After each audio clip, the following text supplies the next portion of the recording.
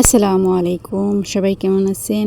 হাতের রিং হচ্ছে প্রত্যেকটা মেয়ের একটা দুর্বলতা, আর সাথে চুড়ি। আর আজকে আমি তৈরি করলাম হাতের রিং। প্রথমে আমি সুন্দর করে ছোট একটি ড্রয়িং করে নিলাম, যাতে আংটিটা একটা বেজ মেপে নিব।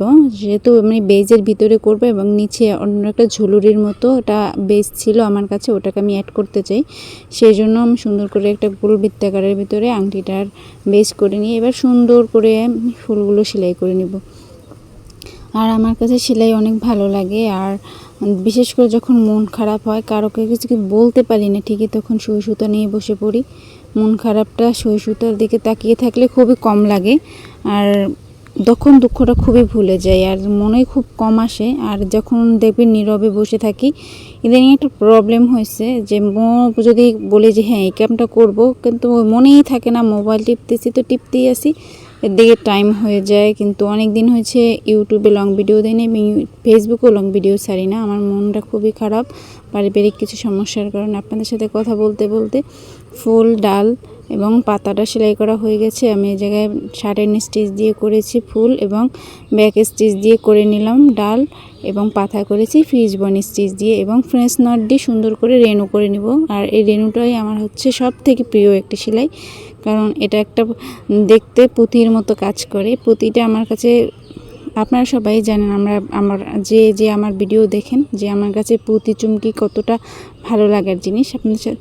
এরপরে আমি সুন্দর করে গোল করে এই বেসটা হচ্ছে একটা স্যালাইনের, যে মানুষকে যে স্যালাইন দেওয়া হয় যে রক্তের, ওইটার একটা কাক, সেই বোতলের আমি ওটা দিয়ে একটা বেস তৈরি করেছি। ওইটার মাপে সুন্দর করে কেটে নিব।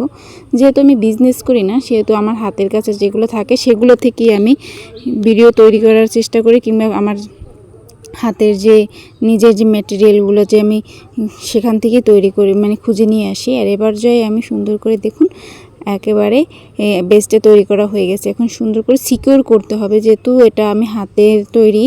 আর আমি গ্লু ব্যবহার করেছি, তবে সিকিউর করে নিলে দেখা যায় এটা টাইট থাকবে এবং আপনার বেসটার সাথে খুবই অ্যাটাচ থাকবে। এবার সুন্দর করে সিকিউর করে এবার গোল বৃত্ত করে আমি B6000 দিয়ে এটার একটা উপরে কাপড় লাগিয়ে নেব। এটার মাপ করে কেটে নিয়েছি। এটা কাপড়টা লাগানোর পরে আমি সুন্দর করে একটু শুকিয়ে নিব। শুকিয়ে নিলে দেখা যায় যে এটার একটু সময় লাগে, সেজন্য সময় দিয়ে শুকিয়ে আমি সুন্দর করে এই জিনিসটা আমি অ্যাটাচ করব। এর আগে কখনো আমি এই ধরনের জিনিস তৈরি করিনি, এই প্রথমবার।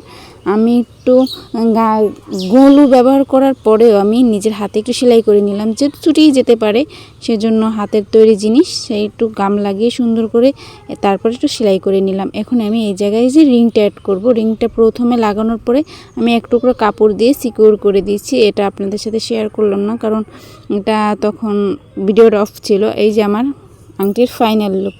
আর কে কে আংটিটা পছন্দ করেছেন অবশ্যই কমেন্ট করে যাবেন। আর যদি কেউ গিফট নিতে চায় অবশ্যই কমেন্ট করবেন, আমি আপনাদের গিফট করার জন্য অবশ্যই চেষ্টা করব।